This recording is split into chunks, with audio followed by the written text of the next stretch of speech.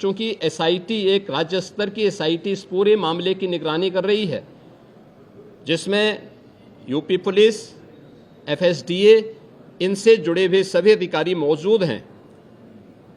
इनके अवैध रूप से तस्करी के साथ साथ इससे जुड़े हुए अन्य जो महत्वपूर्ण पहलू होंगे, किन किन लोगों के पास ये धन गया है, ये बातें भी सबके सामने आएंगी और इस बारे में पूरी रिपोर्ट आने के बाद ही इसके बारे में कुछ कहा जा सकता है। लेकिन ये जरूर मैं कह सकता हूं कि जो सपा प्रमुख के द्वारा कहा जा रहा है, ये वही स्थिति है कि यही कसूर मैं बार बार करता रहा, धूल चेहरे पर थी और आईना साफ करता रहा।